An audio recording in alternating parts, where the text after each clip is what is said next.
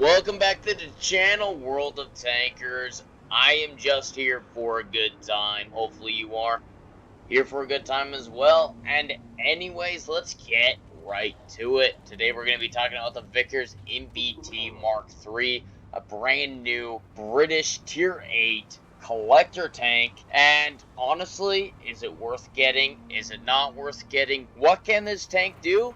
What is its armor profile like, and what are the stats like? That's what we're going to be going into about this tank today. Alright, so we're going to be first off looking at the hit points. 1,456. Seems a bit sluggish for how large this guy is. But then again, I'm not the decision maker for the vehicle. You do have a nice 225mm armor turret in the front. The sides of it and the rear, yeah, there's going to be quite a few people who can HE the rear of that turret if it's exposed. Even the sides on a few of those tanks, especially those tier 9s. The whole armor, 150. Most people are most likely going to be able to go through the front of that upper plate and definitely the lower plate. But the upper plate, with how it's angled, some tanks will be struggling. Even itself will struggle until you load the premium ammunition.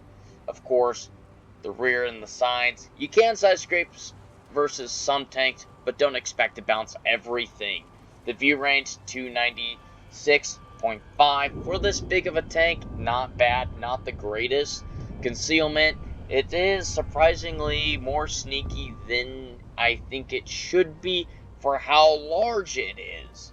I feel like it's similar to the size of a FCM, and it somehow does better. The damage per minute, 2,126, seems also very sluggish, especially with that long reload, and kind of that meh average damage with both of its APCR rounds of 320 and 270.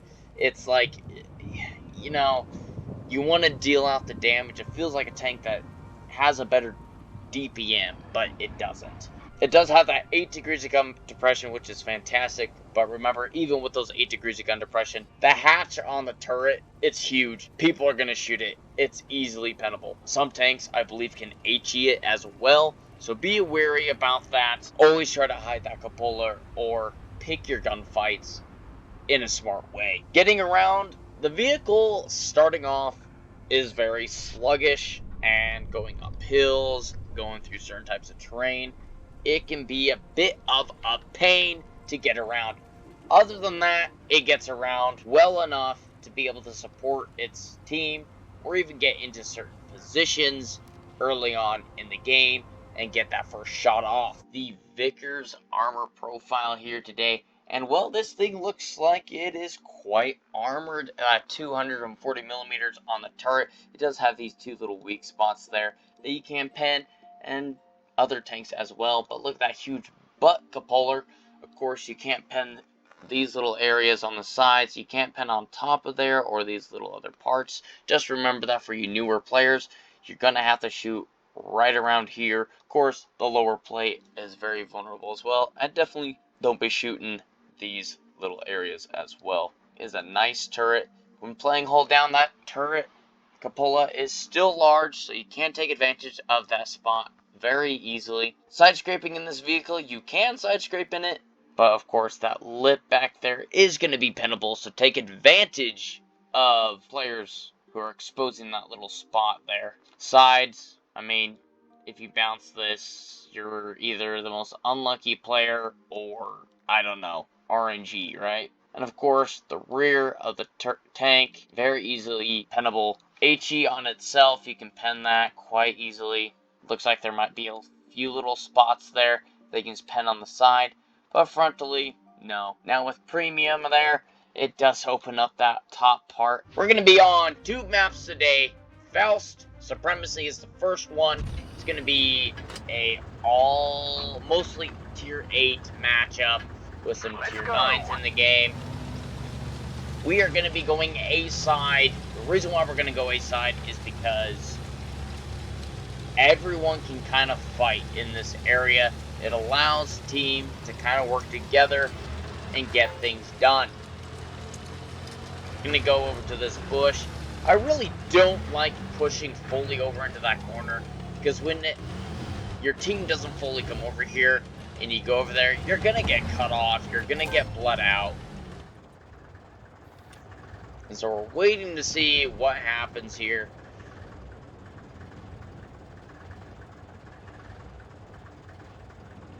AMX, honestly, on my team could have reloaded. We're going to load some HE, shoot the Scorpion G, since it has, I think it's like 20 millimeters, maybe 30 millimeters of armor. So we're definitely going through that with the 60 millimeters, I believe, of pen we have with the HE. Being able to do 400 average with that HE. We're going to look for a regular APCR round onto that bad boy. Low roll, but still a decent amount of damage dealt. We're up to 1,000 damage here. We'll look for this guy here. We're gonna go for the lower plate. We do go a bit higher than the average damage, the TS-60. It looks like he wants to chase us down, but I know that tank doesn't have the greatest gun depression. It doesn't have a full traversable turret. So I'm gonna take advantage. Look at that. I don't know what he's doing. So we're gonna go for the cupola there. He's really just exposing himself, allowing me to be able to shoot that engine, get him to slow down. Ooh, and he's gonna speed boost and adrenaline towards me, but honestly, dude, you're a one-shot for me, unless if I low roll. Gotcha. And there it is, cleaning them off, and it looks like the defender is going to be in their spawn still. So we're up to 2,382 damage. Not a huge result, but not a bad game so far. We have 3 pretty much full HB tanks. Ooh, we got a defender T28. A 3-shell autoloader. We got the BZ. Is he running the derp gun? Ooh. Trying to see what we can pen there, if HE works or doesn't. Waiting to base some shots. Looking for shots.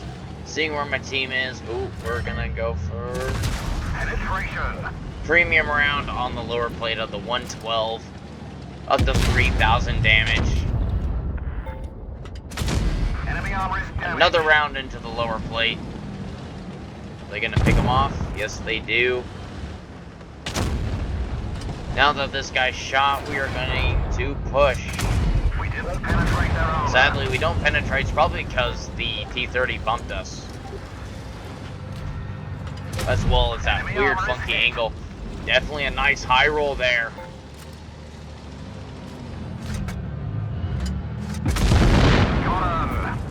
Putting around into the rear. Securing a nice game. Alright. 3,928, basically 4K damage there. We did block 380. We destroyed 3, damaged 6, securing ourselves the golden arches there. Nice amount of profit earned and XP earned as well. And we did pretty good. Alright, we're going to be in a ranked battle here, playing on Ghost Factory. It's going to be Tier 9 and Tier 8. We're going to be in Supremacy. This map, what do we want to do in this map? Well, we want to go and take A. It is a very nice spot, allows mediums to play hold down, even hold down heavy tanks. D side does work, but the meta that people play on is A side on both sides. It's where everyone usually goes. Going D side does have its advantages and disadvantages. I do feel like there's better tank destroyer support if you go A, and that's most likely why a lot of people go to A side.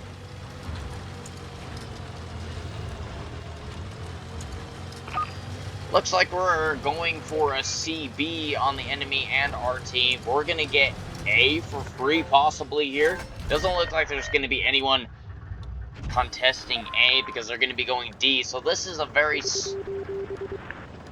First, when this map came out, this is kind of how it was played. What are we going to do? We're probably going to go hunt down some people, get some damage. 1 minute already gone off the battle, and we are in the lead with points by just a hair.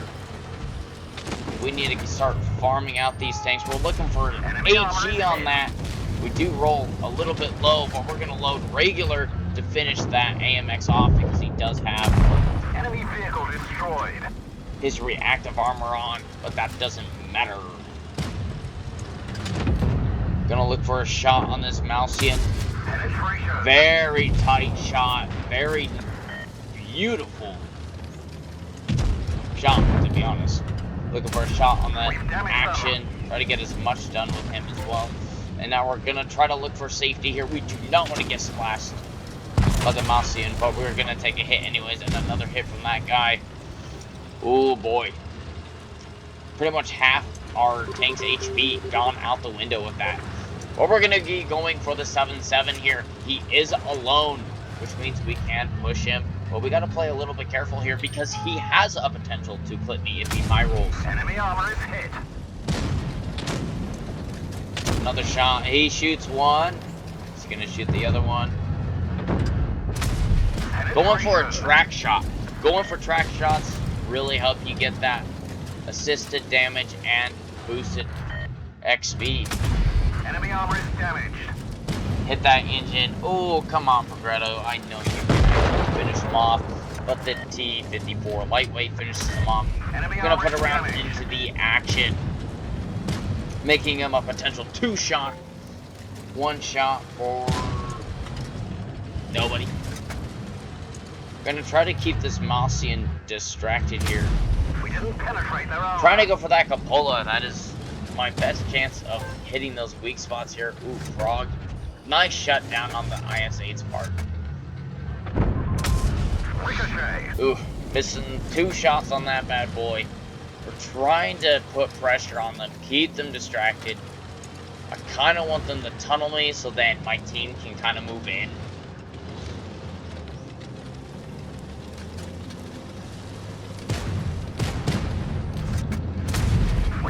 Tracking the Malcian, so he's stuck there. I'm gonna move in since he shot, and I'm going to put a round into that cupola and finish him off. Honestly, not a bad game, not the greatest game. Definitely the game before was better, but we do get some assisted damage, and we do 2,855, basically 3K. Destroyed 2 out of damaging 4 vehicles, securing the ace tanker again, securing a nice amount of profit there and experience. And, well, did alright. Honestly, guys, this tank right now, I think it's not really the best thing to go after, even if it was a flat price or an event vehicle that you could win for free. I feel like there's a lot better tanks than this guy on the battlefield that can kind of do the same things, that have a smaller body, same kind of gun depression, same kind of DPM, and they just play it more effectively. This guy has some pretty huge weak spots that make it vulnerable. Now, in the hands of a really, really good player, I think this tank can be quite competitive at times. Other times, it does feel sluggish. So, for newer players and players who aren't that aware on the battlefield, I definitely wouldn't recommend getting this tank. There are, again, much better vehicles. Anyways, guys, hopefully you have an idea of how to play this tank, how to deal with it. Maybe you want to get it. I don't know. That's up to you. In my personal opinion, it's really not worth it right now. Probably not going to be worth it for a while. Anyways, take care.